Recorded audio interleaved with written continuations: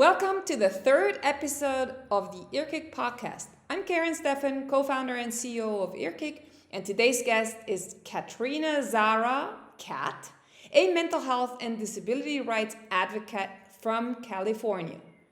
Kat is on her journey to become a psychologist, and she's the first official Earkick Ambassador. Excited to hear more about her life, calling, and mission. What made you become a mental health advocate? My advocacy for mental health started within the household. So growing up in a first generation, as a first gen student in an immigrant family coming from the Philippines, Filipino culture and just in general Asian culture was just very taboo to speak about mental health and anything related to conversations regarding our emotions and feelings. And healthy self-expression was never on the table, always swept things under the rug. And it was very normalized to just bottle up our emotions. So growing up, I realized how normalized not speaking up and not advocating for ourselves, not advocating for our own mental health and practices and habits of self-love and self-care were just non-existent in my childhood and adolescent years. And so I think coming into college, my previous interest was nutrition science, but I switched to psychology once I found out my current organizations and groups and clubs that I'm currently a part of, such as My State of Mind, my current mental health blog, the Millennium Fellowship I used to do, this internship that I'm currently doing now, study abroad. But just in general, if it were not for my opportunities in college, if I had not stumbled upon the right people at the right time, then I'm not sure how I would have gone into mental health advocacy. I do think that eventually I would have found my way, but I think having a support system and finding people who care about your authenticity is really important and integral to finding your own true passions. And that's my mental health advocacy. Can you share a bit more about your personal experience with mental health? In college, I never pursued therapy or I never did counseling services up until a very rock bottom moment in my life. And this was the summer right before college.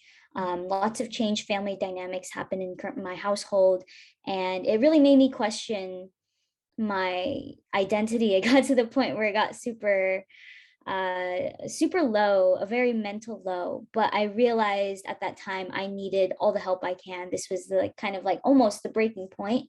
And so once I decided to do what was best for me and pursue therapy, finally with the support of my mother, I was able to get back on the right track. So I currently attend the University of California, Davis. And that was the first time I pursued counseling services long term. Throughout college, it was really counseling services that amplified not only my mental health, but my calling for serving others as well with their mental health. Because I realized how critically important that our mindset, the way we perceive the world, our perception of how we view our experiences, those are really the critical aspects of how we can live a life well lived.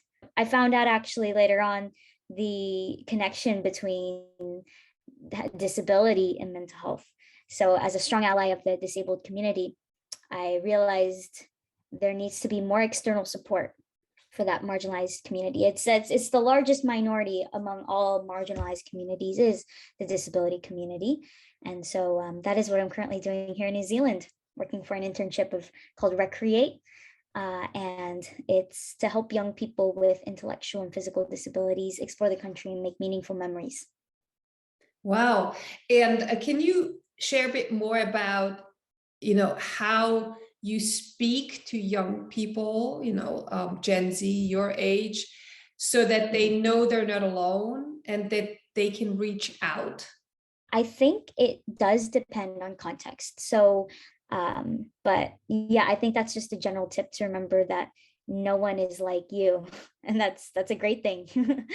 Yeah, That's true, and I'm glad that is that way. But if you look at the issues of people, from realizing they have a problem and they need help to actually reaching out and getting help?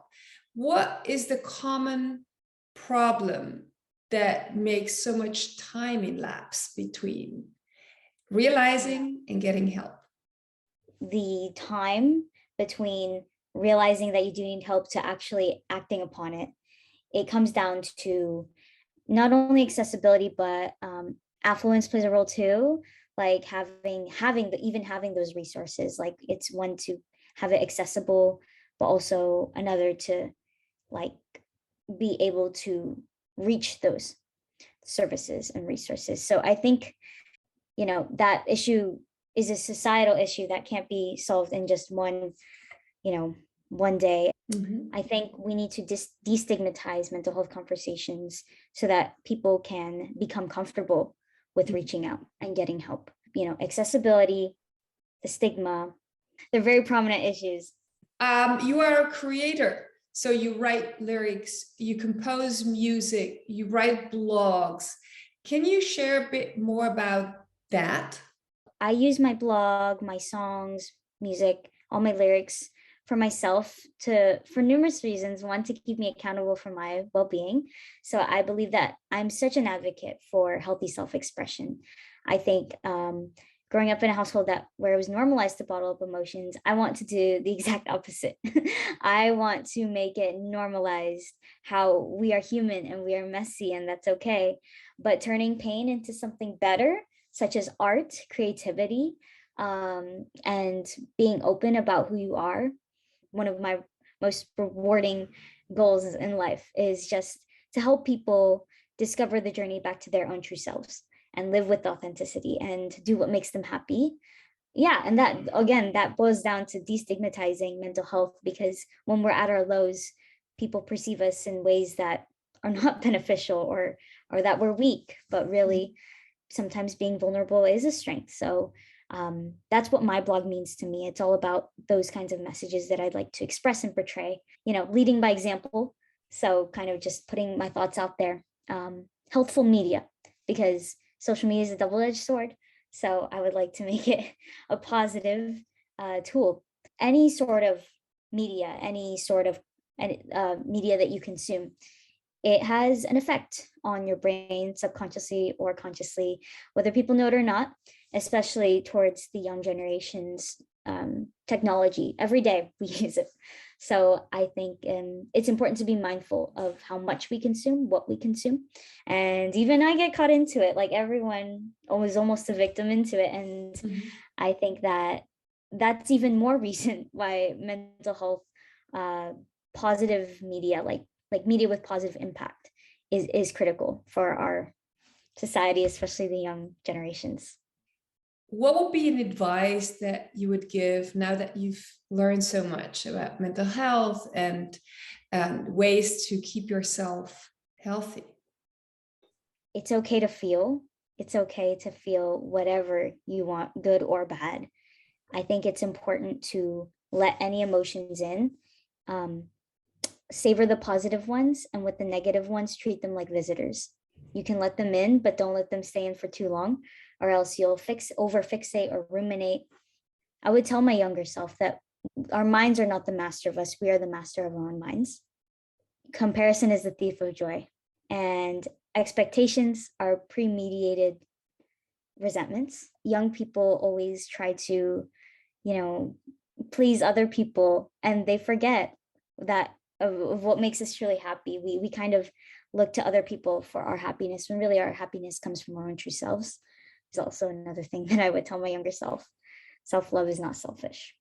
If you can remember in your high school days, what did you miss most in terms of mental health or your own mental well-being? So coming from my background, back in high school, I would have just needed more conversations that were open to mental health. Even just talking about it goes a long way. I didn't even have the knowledge that therapy existed in high school, because it was taught to me that therapy and counseling services were just seen for crazy people or people in asylums. And that is totally not the case. Like a person can completely have a great life and still want therapy, because talking about our emotions is healthy, is a very healthy thing to do. It's seen as a weakness, but really opening ourselves up to how human we are and how it's okay to feel, and that we have to be gentle ourselves in order to conquer pain, mental and emotional pain in particular. It can never be conquered by force. It can only be conquered by connecting back with ourselves. Absolutely. And now you've been selected out of everyone to be the first Earkick ambassador. What are your plans? What's your vision for that ambassadorship? First of all, I'm honored to be the first Earkick ambassador. It's truly all the visions and goals of Earkick and this app and mental health startup is so dear to my heart. It's increasing accessibility to mental health services and resources for everyone, regardless of your socioeconomic status, regardless of how convenient those resources can be for you. So being the ambassador, this is an opportunity to broaden my own networking opportunities as well for people who are aligned with my goal of mental health advocacy. Yeah, just reaching like youth audiences in particular. The interface is friendly to people with vision impairments, things like that as well. There's also different features where you can voice your thoughts instead of type them out, or record yourself. So there's so many different modalities that you can choose to express yourself. That's another thing that I would like is eventually just honestly growing the app, improve it, sources of improvement with more people of my age and even younger just using it. Yeah, it's an app that's made by mental health warriors for mental health warriors. When you look to your future, where will we see you in a couple of years?